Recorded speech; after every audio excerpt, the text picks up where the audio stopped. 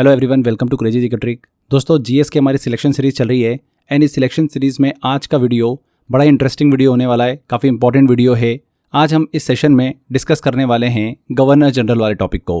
History का काफ़ी important topic है। इस लेक्चर में हमारा पूरा फोकस रहेगा कंपनी रूल के पीरियड पर, जो कि भारत में 1757 से लेकर 1857 तक चला था।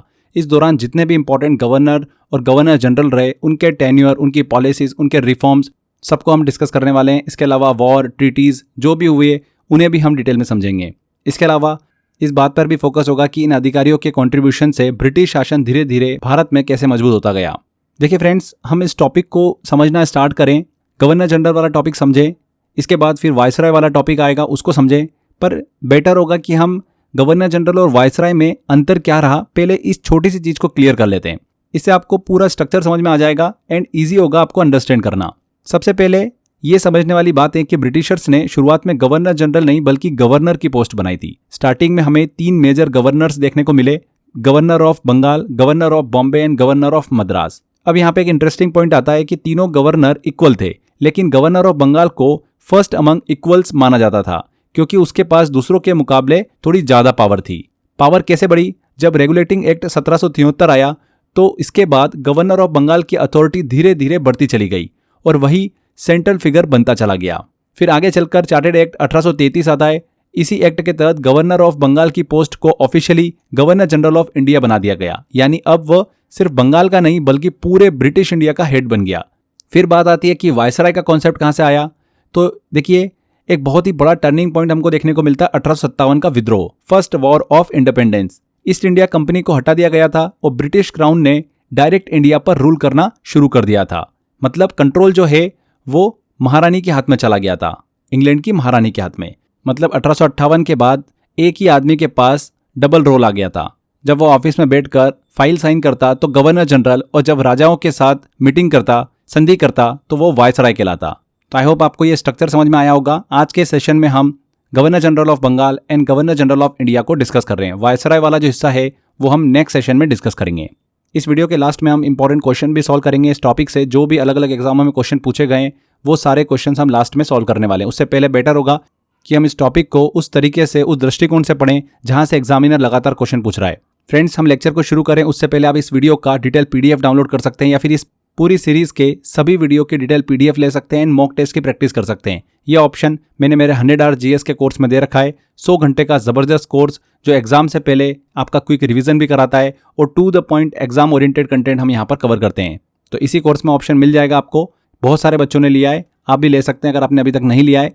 ज्वाइन करने का लिंक मैंने डिस्क्रिप्शन बॉक्स और कमेंट बॉक्स में दे रखा है। इसके अलावा आप crazy GK trick application download करोगे, वहां पर भी ऑप्शन मिल जाएगा। तो चलिए सेशन को शुरू करते हैं। सबसे पहले बात करते हैं कंपनी रूल की। 1757 से लेकर 1857 तक के टाइम पीरियड को हम डिस्कस कर रहे हैं। दोस्तों, कंपनी रूल को समझने के लिए हमें बंगाल के उन शुरुआती चेहरों को जानना होगा जिन्होंने ब्रिटिश एम्पायर की नींव रखी। सबसे पहले बात करते हैं रॉबर्ट क्लाइव की। इन्हें बंगाल में डुअल गवर्नमेंट सिस्टम, मतलब दोहरी शासन व्यवस्था का जनक माना जाता है। डुअल सिस्टम क्या था? आसान भाषा में समझे तो प्रशासन नवाब के पास था और टैक्स वसूलने का अधिकार यानी दीवानी राइट्स कंपनी के पास थे। थोड़ा सा बैकग्राउंड देखते हैं। रॉबर्ट क्लाइव मात्र 18 साल की उम्र में 1743 में भारत आए थे और मद्रास में अपना उन्होंने काम शुरू किया था। रेजिडेंट्स की नियुक्ति की बात करें तो बक्सर के युद्ध के बाद ईस्ट इंडिया कंपनी ने भारतीय राज्यों में रेजिडेंट्स की नियुक्ति शुरू करी थी। इनका मेन काम क्या हुआ करता था कि राज्यों के इंटरनल मामलों पर नजर रखना और इनडायरेक्ट कंट्रोल बनाए रखना। रॉबर्ट क्लाइव के बाद आते हैं वॉरेन हेस्टिंग।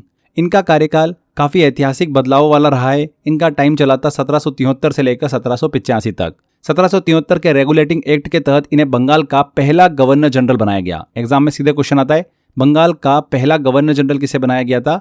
तो वो है वॉरेन हेस्टिंग। ये पॉइंट एग्जाम में बहुत ही पूछा जाता है। इन्होंने रॉबर्ट क्लाइव के बनाए डुअल गवर्नमेंट सिस्टम को पूरी तरीके से खत्म कर दिया था।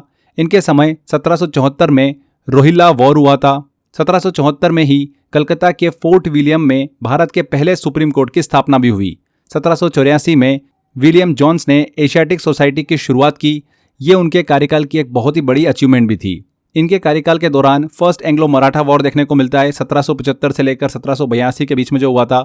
और 1782 में जो फेमस ट्रीटी हुई थी, ट्रीटी ऑफ सालबाई, जिससे इस वॉर का अंत हुआ था, फर्स्ट एंग्लो मराठा वॉर का, वो भी ट्रीटी हमको इन्हीं के कार्यकाल में देखने को मिलती है, वॉरेन हेस्टिंग के कार्यकाल में। क्लियर? वॉरेन हेस्टिंग के बाद आते हैं लॉर्ड कॉर्नवालिस। इन्हें भारत में सिविल सर्विसेज का जनक माना जाता है। 1786 से लेकर 1793 तक इनका कार्यकाल चलता है। 1793 में इन्होंने बंगाल में परमानेंट सेटलमेंट यानी स्थायी बंदोबस्त लागू किया था। यह टैक्स वसूलने का एक नया सिस्टम था बेसिकली, जिसने जमींदारों को जमीन का मालिक बना दिया। कॉर्नवालिस कोड भी बहुत फेमस है इनके कार्यकाल का। इन्होंने शक्तियों के बंटवारे के लिए कॉर्नवालिस कोड बनाया।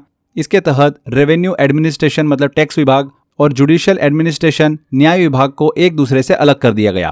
इन्हीं के कार्यकाल में दरोगा सिस्टम देखने को मिला। पुलिस रिफॉर्म करते हुए इन्होंने जमींदारी थानेदारों की जगह पर दारोगा सिस्टम की शुरुआत करी। इनके समय थर्ड एंग्लो मैसूर वॉर हुआ था 1790 से 1792 के बीच में, और 1792 में ट्रीटी ऑफ सेरिंगापट्टम ये साइन हुई थी, जिससे मैसूर की शक्ति काफ़ी कम हो गई थी। तो ये हमने लॉर्ड कॉर्नवालिस का टाइम पीरियड डिस्कस किया। अब बात करते हैं उस दौर की जहां से अंग्रेजों ने पूरे भारत को अपनी मुट्ठी में करना शुरू किया था। बेसिकली ये टाइम शुरू होता है 1798 से लेकर 1856 के बीच का। Expansion policies and reforms. तो एक्सपेंशन पॉलिसीज की असली शुरुआत लॉर्ड वेलेजली के समय से होती है। इनका जो कार्यकाल चला था वो चला था 1798 से लेकर 1805 के बीच का। 1798 में इन्होंने सहायक संधि यानी कि सब्सिडरी अलायंस शुरू किया। इसे सबसे पहले हैदराबाद के निजाम ने स्वीकार किया था। 1801 में इसे अवध पर भी लागू कर दिया गया। सन 1800 में कलकत्ता में फोर्ट विलियम कॉलेज की स्थापना की गई ताकि नए सिविल सर्वेंट को ट्रेनिंग दी जा सके।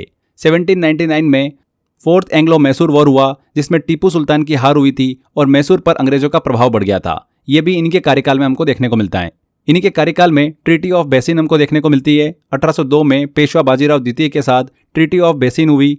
यह भी एक तरीके की सब्सिडरी अलायंस ही थी, जिसका विरोध मराठा सरदारों ने किया, और इसी वजह से सेकेंड एंग्लो मराठा वॉर भी शुरू हुआ था 1803 से 1805 के बीच का। तो ये लॉर्ड वेलेजली का कार्यकाल हमने डिस्कस किया। नेक्स्ट लॉर्ड मिंटो की बात करते हैं। लॉर्ड मिंटो प्रथम। इनके कार्यकाल की सबसे बड़ी घटना थी 1809 की ट्रीटी ऑफ अमृतसर। ये संधि महाराजा रणजीत सिंह और अंग्रेजों के बीच हुई थी, जिसने सतलुज नदी को दोनों साम्राज्यों की सीमा मान लिया। ये लॉर्ड मिंटो प्रथम का कार्यकाल डिस्कस किया 1807 से लेकर 1813 का। एक इंपॉर्टेंट चीज ध्यान रखिएगा इसमें कि ट्रीटी ऑफ अमृतसर हमको देखने को मिलती है। इसके बाद बंगाल के गवर्नर जनरल बनते हैं लॉर्ड हेस्टिंग। 1813 से लेकर 1823 तक का इनका कार्यकाल चलता है। देखिए वॉरेन हेस्टिंग अलग थे, यहाँ पर हम लॉर्ड हेस्टिंग की बात कर रहे हैं, तो कंफ्यूज मत होइएगा। इनके कार्यकाल की बात करें तो 1813 से लेकर 1823 तक का इनका कार्यकाल चलता है। इन्होंने अपने कार्यकाल में सर्वोच्चता की नीति लागू की, जिसका मतलब था कि कंपनी की सत्ता भारत में सबसे ऊपर है, पॉलिसी ऑफ पैरामाउंटेंसी। 1817 से लेकर 1818 में इन्होंने पिंडारियों के खिलाफ बड़ा अभियान चलाया और उनके प्रभाव को पूरी तरीके से खत्म कर दिया। इनके समय थर्ड एंग्लो मराठा वॉर भी देखने को मिला। मराठा कॉन्फेडरेसी हमेशा के लिए खत्म हो गई एंड 1818 में ही बॉम्बे प्रेसिडेंसी का निर्माण हुआ। लॉर्ड हेस्टिंग के कार्यकाल में नेपाल वॉर भी देखने को मिलता है 1814 से लेकर 1816 के बीच में। एंग्लो नेपाल वॉर हुआ 1816 में। फेमस ट्रीटी ऑफ सगोली भी यहाँ पर साइन की गई। इन्हीं के समय में 1820 में थॉमस मुंड्रो ने मद्रास में रेतबाड़ी सिस्टम की शुरुआत करी थी और 1822 में उत्तर भारत में महलवाड़ी सिस्टम की शुरुआत हुई। इसी काल में ब्रिटिश इतिहासकार जेम्स मिल ने अपनी प्रसिद्ध पुस्तक अ हिस्ट्री ऑफ ब्रिटिश इंडिया लिखी थी, जिसने भारतीय इतिहास को देखने का नजरिया ही बदल दिया। तो ये लॉर्ड हेस्टिंग का कार्यकाल हमने डिस्कस किया 1813 से लेकर 1823 के बीच का। लॉर्ड हेस्टिंग के बाद अगला नंबर आता है लॉर्ड एमहर्स्ट का। इनका समय बहुत ही इंपॉर्टेंट रहा है। कुछ प्रमुख घटनाओं की बात करें तो 1824 में कलकत्ता में संस्कृत कॉलेज की स्थापना की गई। इनके कार्यकाल के दौरान फर्स्ट बर्मी वॉर, जो कि 1824 से 1826 के बीच में हुआ था, वो देखने को मिला। इस युद्ध का जो अंत हुआ था वो 1826 में एक ट्रीटी हुई थी, ट्रीटी ऑफ याडाम्बो। उसके साथ ही इसका अंत हुआ था। इसी संधि के बाद मलय पेनिनसुला के कुछ हिस्सों पर अंग्रेजों का कब्जा भी हो गया था।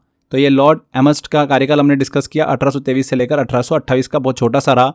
2-3 चीजें इंपॉर्टेंट है जो एग्जाम में पूछी जाती है, जो मैंने आपको बताई है। अगला नंबर आता है very very important Lord William Bentinck का। बहुत ही इंपॉर्टेंट, बहुत ही लिबरल और important governor general Lord William Bentinck, जिससे क्वेश्चन बनता ही बनता है। पहली चीज तो इंपॉर्टेंट यह है कि लॉर्ड विलियम बेंटिक भारत के पहले गवर्नर जनरल ऑफ इंडिया रहे। 1828 से 1833 तक ये बंगाल के गवर्नर जनरल रहे, लेकिन 1833 के चार्टर्ड एक्ट के बाद इन्हें पूरे भारत का पहला गवर्नर जनरल बनाया गया।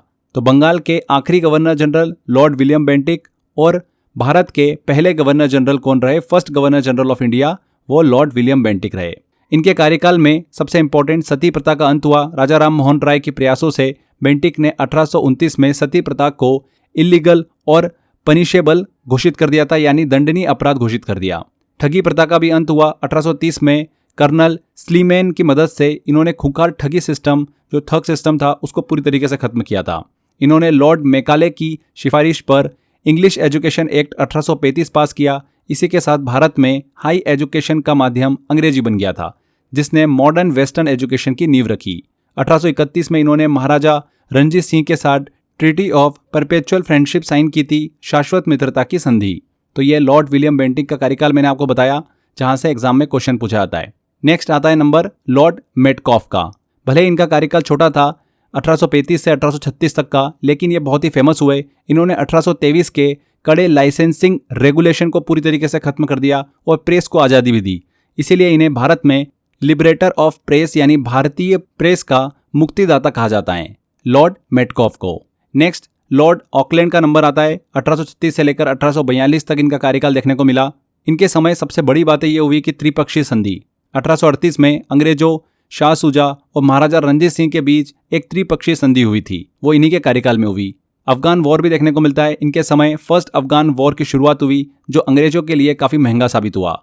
एंड 1840 में बैंक ऑफ बॉम्बे की स्थापना भी इन्हीं के कार्यकाल में हुई थी, लॉर्ड ऑकलैंड के कार्यकाल में। इसके बाद अगला नंबर आता है लॉर्ड एलेनबरो का। 1842 से लेकर 1844 तक इनका समय चलता है। इनके कार्यकाल में दास प्रथा का अंत होता है। 1843 में भारत से स्लेवरी यानी गुलामी, दास प्रथा को पूरी तरीके से खत्म कर दिया गया। 1843 में ही सिंध को पूरी तरीके से ब्रिटिश साम्राज्य में मिला लिया गया इनके शासनकाल में। इनके कार्यकाल में ही फर्स्ट अफगान वॉर पूरी तरीके से खत्म हुआ था, लॉर्ड एलेनबरो के बाद आते हैं लॉर्ड हार्डिंग प्रथम। इनके समय की मुख्य बातें देखें तो इन्होंने समाज में जो भी व्याप्त कुरीतियाँ थी, जैसे कि फीमेल इन्फेटिसाइड्स, कन्या भ्रूण हत्या और ह्यूमन सेक्रीफाइस, नर बलि, इनको पूरी तरीके से खत्म करने के लिए कड़े कदम उठाए। इनके कार्यकाल के दौरान फर्स्ट एंग्लो सिख वॉर हुआ। इस युद्ध का अंत 1846 की ऐतिहासिक ट्रीटी ऑफ लाहौर के साथ हुआ था। ये सब इन्हीं के कार्यकाल में हमको देखने को मिलता है, लॉर्ड हार्डिंग प्रथम के। नेक्स्ट लॉर्ड डलहौजी का नाम आता है। 1848 से लेकर 1856 तक इनका कार्यकाल चलता है। कंपनी रूल के सबसे प्रभावशाली और आखिरी बड़े गवर्नर जनरल की हम बात कर रहे हैं, लॉर्ड डलहौजी। इनके समय में ब्रिटिश साम्राज्य का नक्शा पूरी तरीके से बदल गया था। काफ़ी ज़्यादा क्वेश्चन पूछे जाते हैं यहाँ से, क्या क्या घटनाएं इनके कार्यकाल में हमको देखने को मिली, चलिए डिस्कस करते हैं।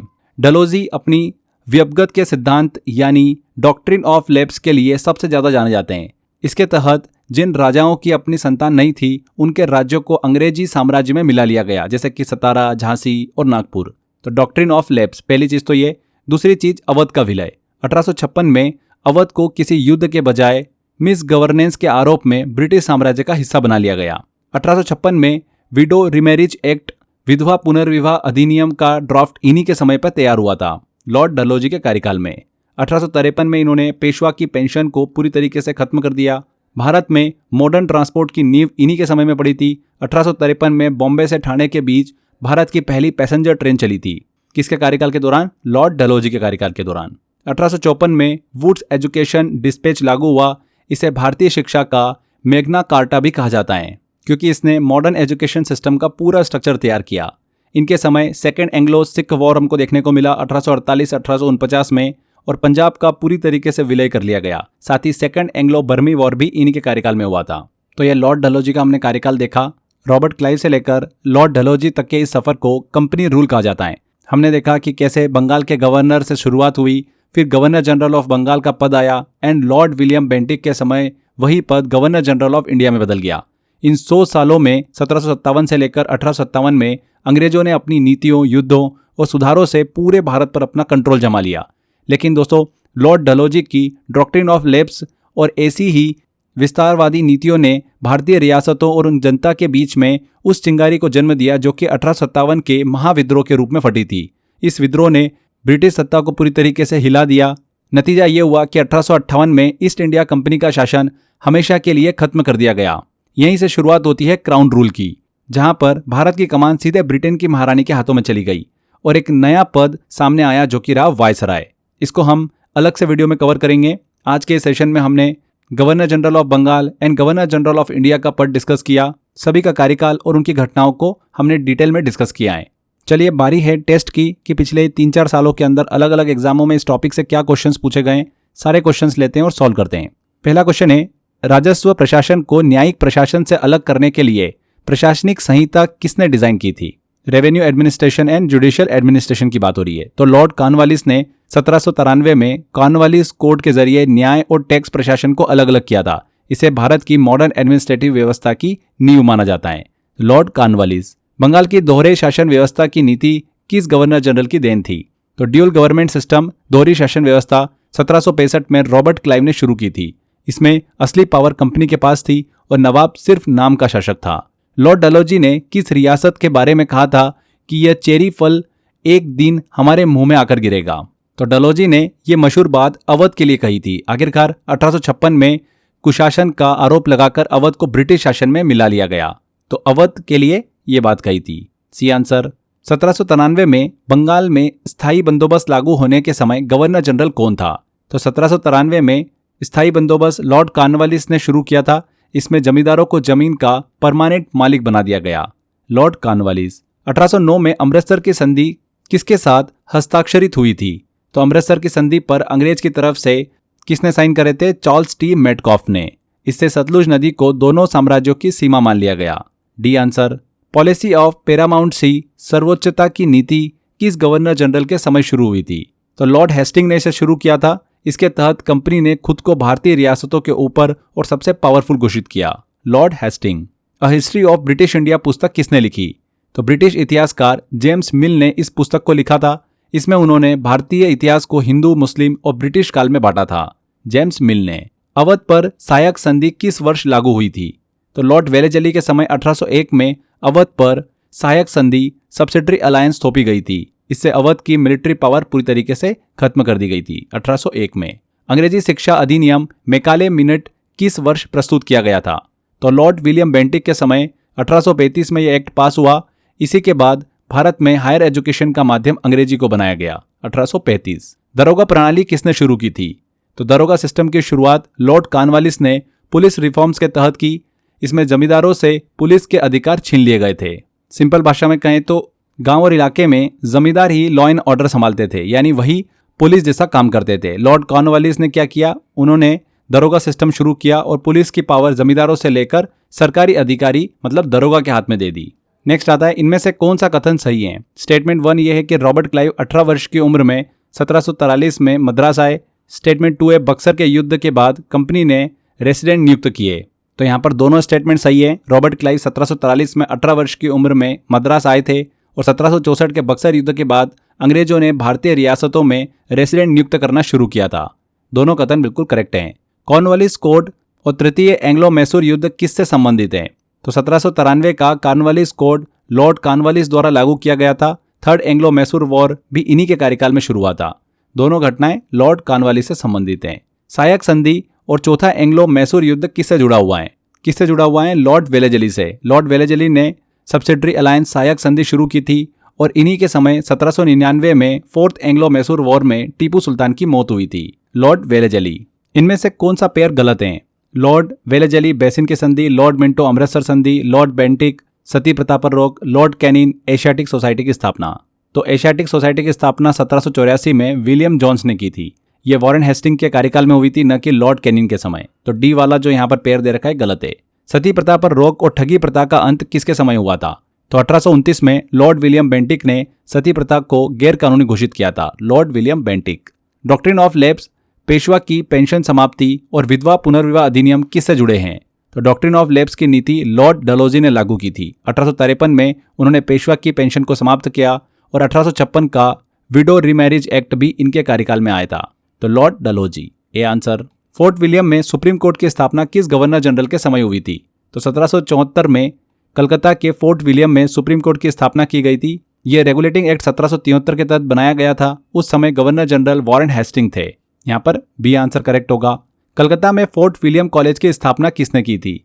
तो फोर्ट विलियम कॉलेज की स्थापना 1800 में लॉर्ड वेलेजली ने करी थी। किसने? लॉर्ड वेलेजली ने। इसका उद्देश्य क्या था? ब्रिटिश अधिकारियों को भारतीय भाषाओं का प्रशिक्षण देना। नेक्स्ट आता है, रेतबाड़ी व्यवस्था मद्रास प्रेसिडेंसी में किसके द्वारा लागू की गई? तो रेतबाड़ी सिस्टम को थॉमस मुनरो ने 1820 में मद्रास प्रेसिडेंसी में लागू किया था। इसमें जमीन का सीधा समझौता किसानों से किया जाता था। ये परमानेंट सेटलमेंट से अलग व्यवस्था थी। Thomas Munro. लास्ट क्वेश्चन है, भारत में पहली यात्री रेलगाड़ी 1853 में किसके समय चली थी? तो इसका जवाब आपको कमेंट बॉक्स में करना है। 4 ऑप्शन है, Lord Bentinck, Lord Cornwallis, Lord Dalhousie और लॉर्ड कैनिंग। तो फ्रेंड्स यहाँ पर हमारे ये सभी इंपॉर्टेंट क्वेश्चंस कंप्लीट होते हैं। जितना इन्फॉर्मेशन मैंने आपको दिया, अगर अच्छे से कर लेते हो तो इस टॉपिक से कभी भी आपका क्वेश्चन गलत नहीं होगा। क्वेश्चंस की अच्छे से प्रैक्टिस कर लो, 2-3 बार इन क्वेश्चंस को लगा लो। इन्हीं क्वेश्चन में से बार बार एग्जाम के अंदर क्वेश्चंस बन जाते हैं। तो यहाँ पर हमारा ये टॉपिक कंप्लीट होता है। अगले सेशन में हम वायसराय वाला टॉपिक डिस्कस करेंगे और उसके सभी इंपॉर्टेंट क्वेश्चंस को भी सॉल्व करेंगे। आई होप फ्रेंड्स आपको ये सीरीज अच्छे से पसंद आ रही होगी। हम वही टॉपिक कवर कर रहे हैं जहाँ से एग्जाम में लगातार क्वेश्चंस मिल रहे हैं। तो अच्छे से सीरियस होकर इन सभी टॉपिक्स को कंप्लीट करो, इनकी बार बार प्रैक्टिस करो, ज़्यादा से ज़्यादा क्वेश्चंस लगाओ। ये ऑप्शंस मैंने आपको 100 आवर जीएस के मेरे कोर्स में दे रखा है। बार बार जितना टेस्ट लगाओगे, प्रैक्टिस करोगे, आपका कॉन्फिडेंस भी बढ़ेगा और सीधे एग्जाम में क्वेश्चन करेक्ट होने के चांसेस भी बढ़ जाएंगे। तो फ्रेंड्स यहाँ पर हमारे सेशन को एंड करते हैं। आई होप आपको वीडियो इन्फॉर्मेटिव लगा होगा। ज़्यादा से ज़्यादा वीडियो को लाइक एंड शेयर कर दीजिएगा। मिलते हैं इस सीरीज़ के अगले वीडियो में। Till then, bye bye.